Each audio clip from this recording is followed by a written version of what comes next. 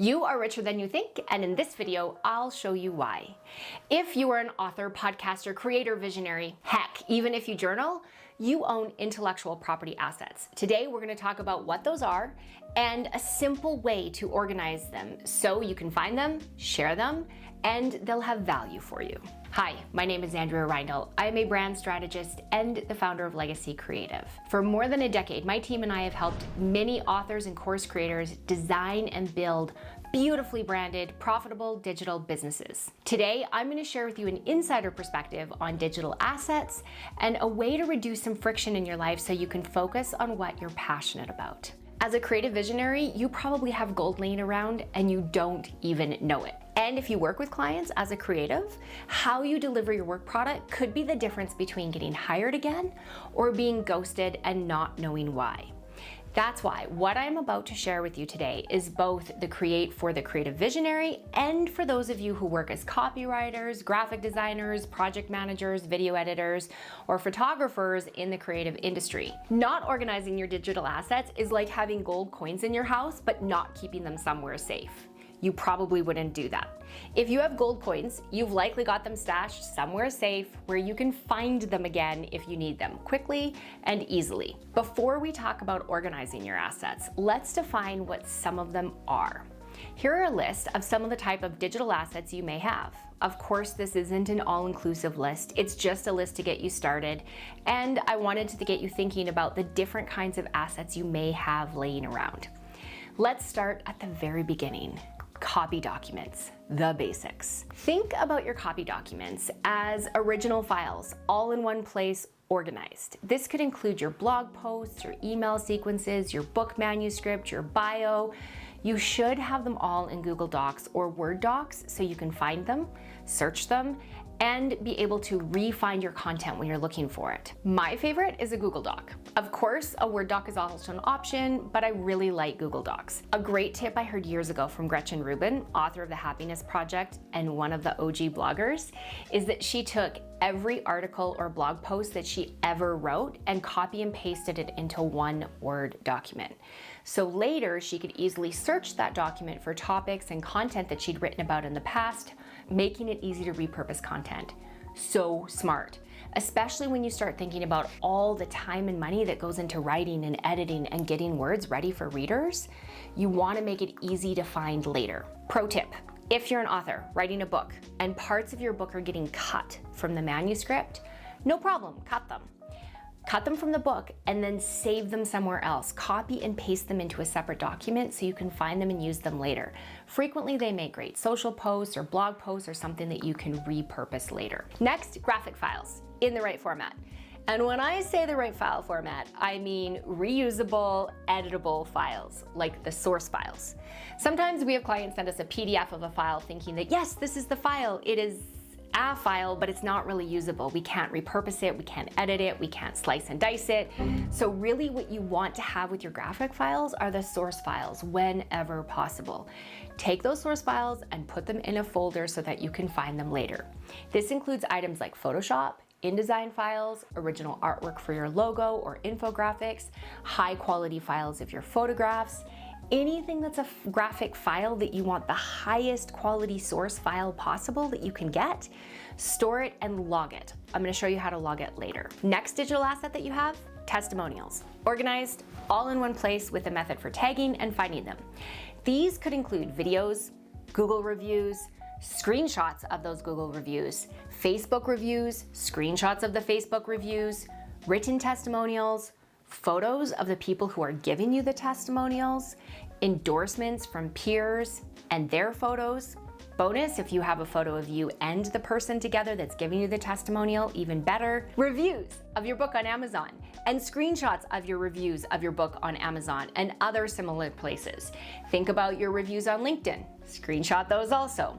Where you can, screenshot them, copy and paste the text into a document with the name of the person giving you the review, and while you're at it, you might as well put them all together in one folder to make it easy to use over and over and over again. Testimonials are one of the best digital assets you will have. They will save you time and money. Social proof is one of the best ways to pick up extra trust with your future clients that eventually will lead to sales. Making sure your testimonials and endorsements are easy to find will save you time and money. They are like golden tokens laying around your brand. Use them as often as you can. This next one is one of my favorite parts of someone's brand. Old photos that tell and show your story. Yep, this matters a lot. Look, there has to be a way to benefit from the early days of bad hair, awkward braces, or bad fashion. You basically want to have a bank of a few photos from you as a kid, maybe what lit you up, maybe you're having fun. Part of your story is sharing your journey. You want to have some pictures and some stories and maybe some videos that tie you to your passion and your brand now. If you have videos, even better, because it's good to have a few moving things from your past that tell your story. Maybe photos of your early journals or initial vision boards before you accomplish what you have now. Those are super helpful.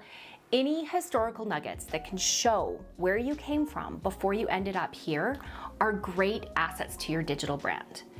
I love that Sarah Blakeney shows pictures of her sitting at her first desk when she was just starting Spanx. It's awesome. It humanizes her. It shows us where her journey started. Or maybe you've seen the famous picture of Jeff Bezos when he started Amazon. He basically looked like he was working in his basement on a simple old computer, and that's where Amazon started.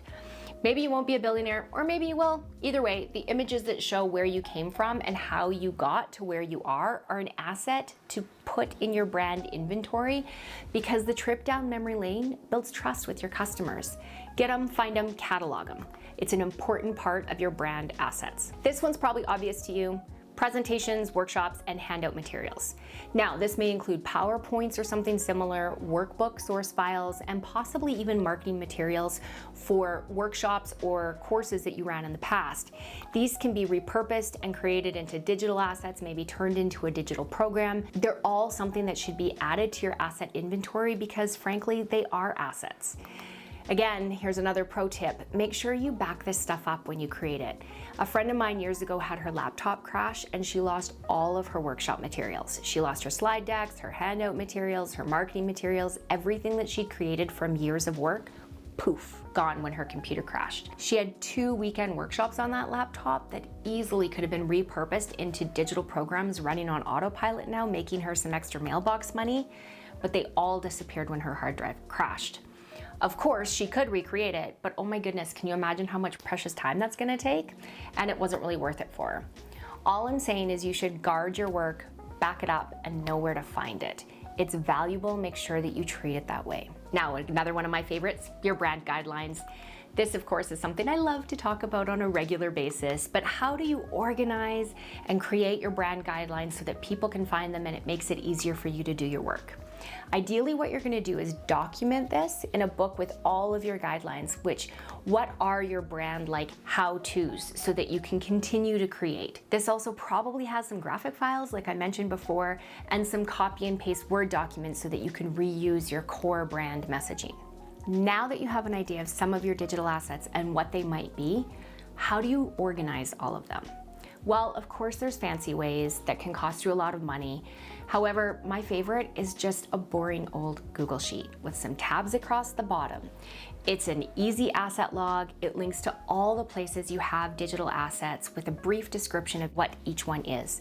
Try to keep it simple where anybody can read the descriptions and figure out what's probably in that folder or their file. And then it's a simple asset log where people can bop from place to place to see what assets your digital brand has. It's a super simple way to organize it. It's what we do in our company and it makes it easier for our clients. Now, there's a few different ways you want to store your files. Like for example, video files that are bigger may be stored in Dropbox or Box or on external hard drives. If they are on external hard drives, just make sure you add a label to the outside of the hard drive so you know where to find it and what's on it. I like to keep all other files in one place if at all possible. So Google Drive or Dropbox or Box. Try to keep them all in one place if possible because it's easier to find them when you're working on it instead of scattered all over the place. Pro tip here, if you're someone who has multiple people working on your brand at a time, when they send you your files, log them and file them as soon as you get them. That way you know where they are, they're in your organization system, and it makes it easy to find them for other people to work on those same files. your digital assets are something that you invest money in, make sure you treat them like gold. If you're a creative professional who delivers work to your clients, log it for them in a spreadsheet. Make it easy for them. Name your files and folders nicely, organize them, batch them all up, and send them over to your clients in a way that they can then just copy and paste them and store them in their own file system. Boom, there you have it, your digital assets and a simple way to organize them. I hope you found this helpful and you'll be able to use it the next time you're creating gold. If you liked this, please comment below with your hack for filing and organizing your files. I love to learn what other people are doing because I know this isn't the only way to organize your digital assets. If you aren't already subscribed, please be sure to subscribe to this channel. Remember to hit the bell to be notified when our next video goes live. If you'd like to stay in touch with us off of YouTube, all the links are below in the comments below with my LinkedIn, Instagram, and other ways you can stay in touch, including our email list where we share information that only our email subscribers get. Until next time, I'm Andrea. Make it a great day.